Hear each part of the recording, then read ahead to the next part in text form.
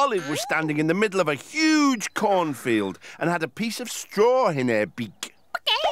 Said Olive, spitting it out. Hey, I must be in the country. Oh, said a voice. Olive turned around to see a man made completely out of straw. Hello there, I'm Scully the Scarecrow. Hello, I'm Olive. What are you doing all alone in the middle of this cornfield? I'm here to scare off all the birds so they don't eat the corn, said Scully sadly. Why are you so sad about it? Looks to me like you're doing an excellent job. Problem is, I love to spot birds and write them down in my notebook here.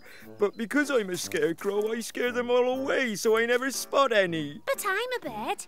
I'm an ostrich. And I don't think you're scary, Scully. Oh, so you are. Well, I've not spotted an ostrich before. I'd love to spot some other birds too. If I could spot 10 more today, I'd be such a happy scarecrow. The birds are scared off when they see you, Scully. So we need to hide you from the birds in some way. Olive looked around her. There were lots of pieces of corn lying on the ground. Lots of corn? A scarecrow to hide? I think I may have an idea.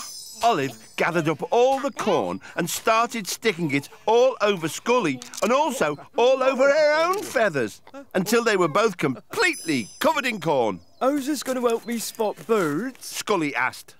Watch and see. Olive and Scully walked across the cornfield until they reached a large oak tree. A little blue bird flew down and landed on one of the branches. Oh, our blue tit! Exclaimed Scully, writing it down in his notebook. One bird spotted, said Olive. You see, it's working. The blue tit wasn't scared of you. This is great. Olive and Scully walked past a hedge at the side of the field. 2 birds flew down and landed on the hedge. That's a robin and that's a blackbird, said Scully, writing them down too. 2 and 3 birds spotted. As they walked down the path, they reached a farmer's tractor sitting in the field. 3 birds flew down and landed on the tractor. Chaffinch, sparrow, pigeon, cried Scully as he wrote. 4, 5, 6 birds spotted. Then they walked down past the barn, and as they did, 4 more birds landed on the barn's roof right above them. Crow, jackdaw, dove, magpie, said Scully, scribbling in his notebook. 7, 8, 9, 10 birds spotted, cried Olive. Oh, thanks, Olive. With this corn disguise, I've managed to spot 10 birds today. Olive and Scully walked back into the middle of the cornfield. But something very odd was happening. All the birds Scully had spotted were flying around above them. Then they all landed on Olive and Scully and began to eat the corn. No, they're eating our disguises. Soon the hungry birds had eaten away all the corn. I suppose you're going to get scared and fly away now. But the birds didn't move.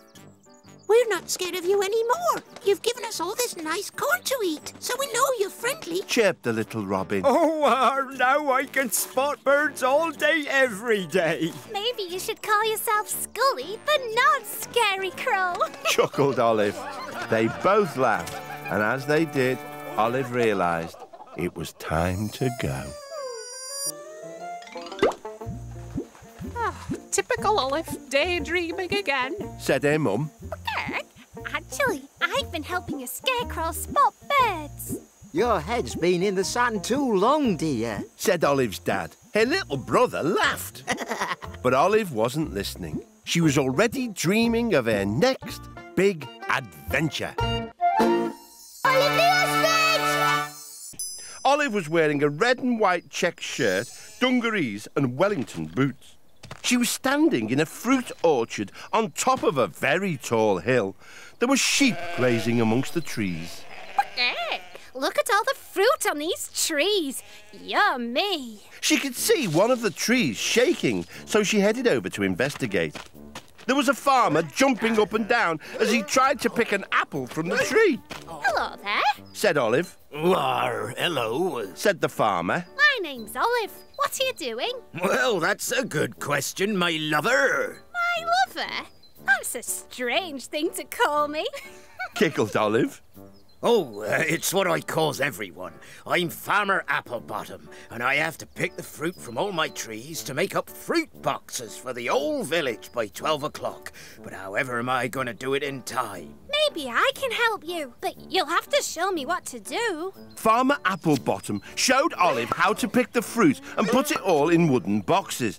They soon got to work, picking the apples, pears, oranges and lemons from the trees. Oh, it's no good, Olive. There's just too much fruit. We're never going to pick it all in time. Just then, Olive looked down the hill and spotted some dancers with funny costumes and flowers in their hats, stamping their feet. What are those funny people doing, Farmer Applebottom? Oh, they're the village Morris dancers. Lots of fruit to pick. Funny stamping dancers. I think I may have an idea. Yoo-hoo! Olive called down to the Morris dancers. Could you come and give us a hand, please? The Morris dancers waved and nodded and started to climb the hill. Soon, they were standing in the orchard. If we all dance in a ring around the trees and stamp our feet really hard, we should be able to make the fruit fall to the ground as the trees shake. Oh, right you are, my lover, said Farmer Applebottom. OK. 1, 2, 3, go! I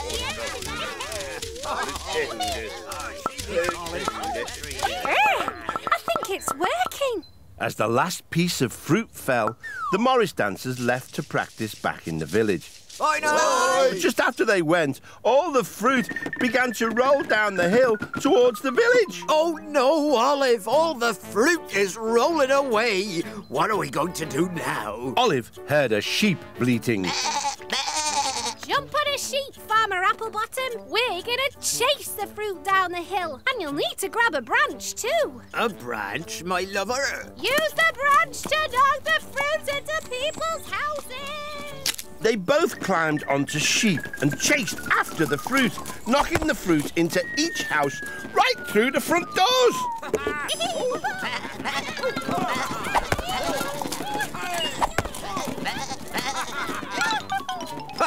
We did it, my lover. We got all the fruit to the village and it's still not even 12 o'clock. Oh, we are a right pair, aren't we? Said Olive. They both laughed, and as they did, Olive realised it was time to go. Typical Olive, daydreaming again. Said her mum. Actually, I've been picking fruit in an orchard. Your head's been in the sand too long, dear. Said Olive's dad. Her little brother laughed. But Olive wasn't listening. She was already dreaming of her next big adventure. Olive was in a big field. She was wearing a warm scarf and a woolly hat. She was surrounded by huge balloons with baskets underneath them. There were people inside the baskets, and everyone seemed very excited. Olive noticed a sad-looking penguin, so she went over to investigate. Hello, my name's Olive. She said. Is something wrong? Yes. Wailed the penguin. I'm Pilot Pete. I was supposed to take part in the Great Hot Air Balloon Race today, but my teammate hasn't arrived and you can't fly a hot air balloon on your own. Well, maybe I can help fly your hot air balloon. Oh, thank you. That would be wonderful. And he helped Olive climb into the basket. Come on, hop in. Watch your feathers. The race started. Pete fired the gas cylinders and the balloon took off, rising high into the sky. They were travelling very fast, and Olive and Pete were soon overtaking all the other balloons. They were up so high, Olive could see for miles, and the town below her was very clear. Ooh, look at that. Oh, we're winning. She spotted lots of houses that looked really tiny from so high up, as well as a school with children waving from the playground. Hello. Suddenly, disaster struck. Oh, no. Said Pete. We're running out of gas. We haven't got enough fuel to finish the race. We'll never win now. Olive peered over the edge of the basket. They were getting lower in the sky, and the other balloons were passing them. What are we going to do? Then Olive spied a factory with pictures of springs painted on the side. A hot air balloon? Some springs? I think I may have an idea. Said Olive, pointing at the factory. Can we land over there? Pete landed the balloon in front of the spring factory and a man wearing a suit came out to meet them. Hello, Said the man. I'm factory manager. Can I help you? Do you have any spare springs that we could have? Asked Olive. Yes, you see these old springs? You can help yourself. Thanks very much. You're welcome. Olive collected 4 big springs and attached them to the bottom of the basket. Then she climbed back into the basket and jumped up and down to make the balloon spring into the air. Oh, what are you doing? Olive and Pete bounced high into the sky and flew over the countryside, each bounce taking them higher and higher.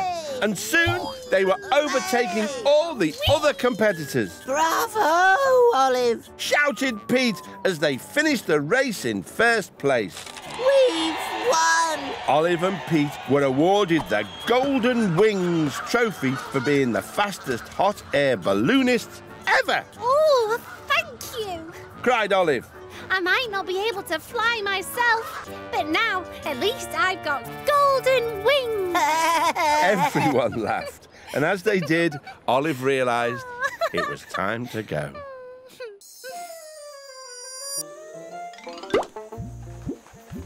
Typical Olive, daydreaming again. Said her mum.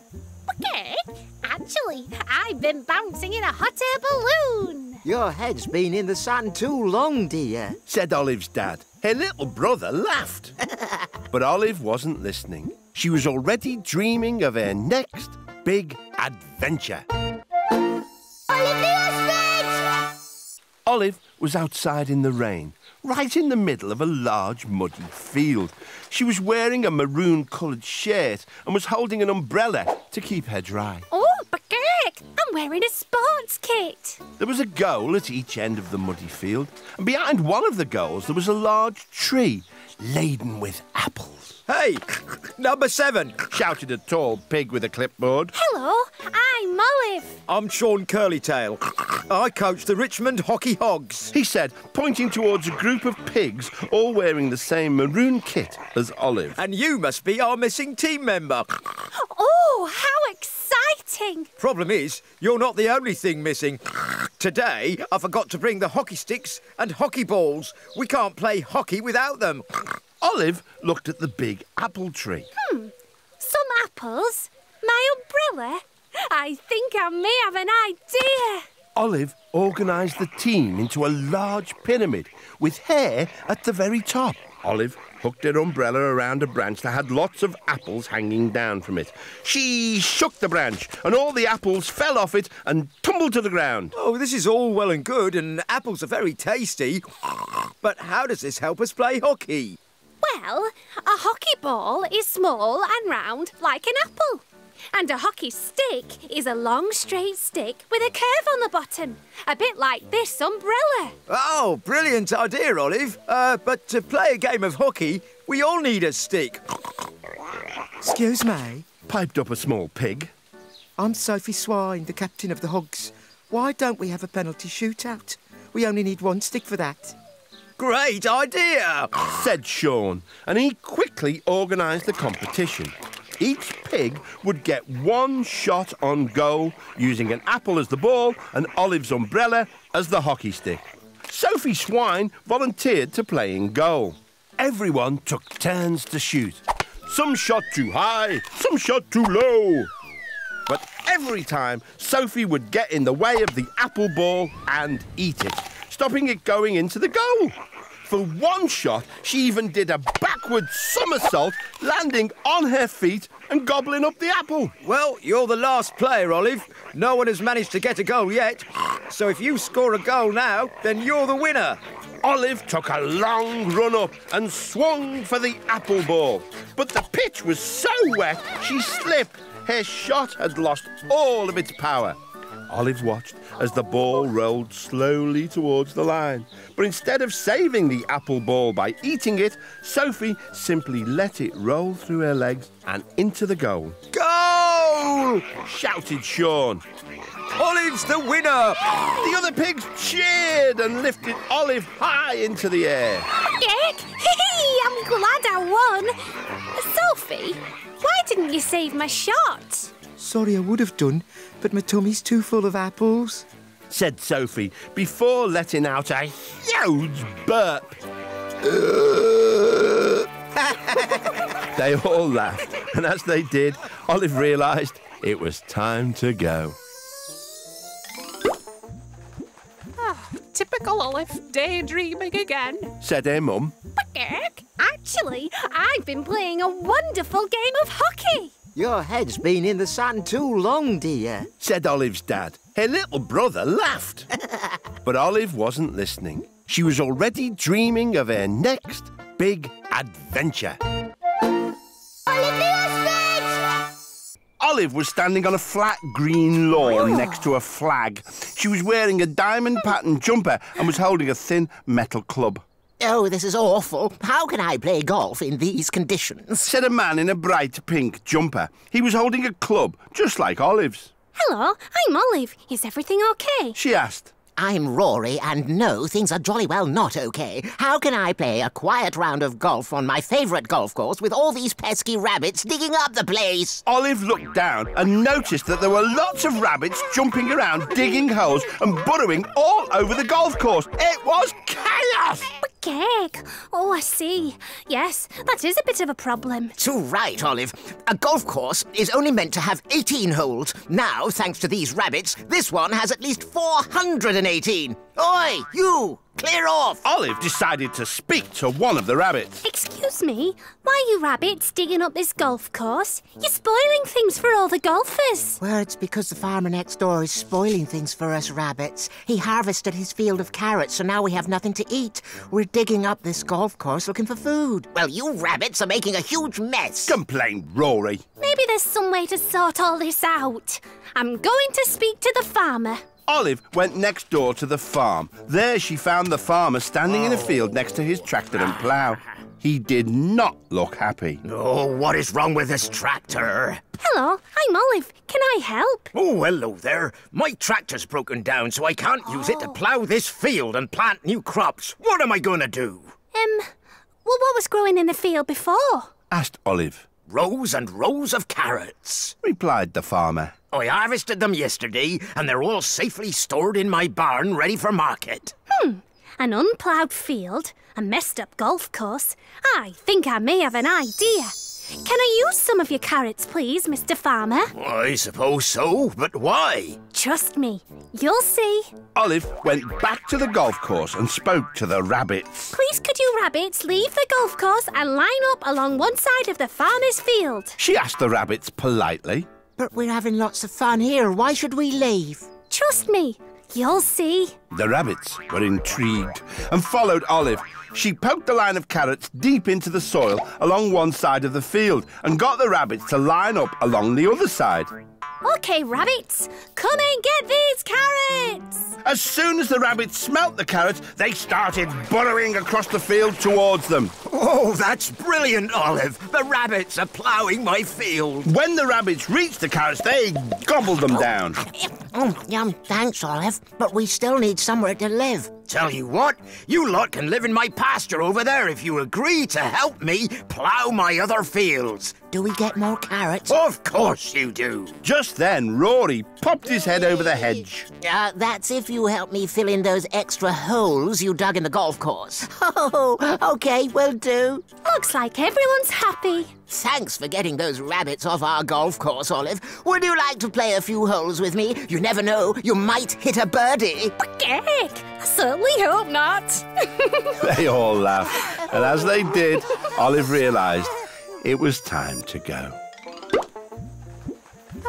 Typical Olive, daydreaming again. Said her mum. Pecking! Actually, I've been helping some rabbits fill their tummies. Your head's been in the sand too long, dear, said Olive's dad. Her little brother laughed.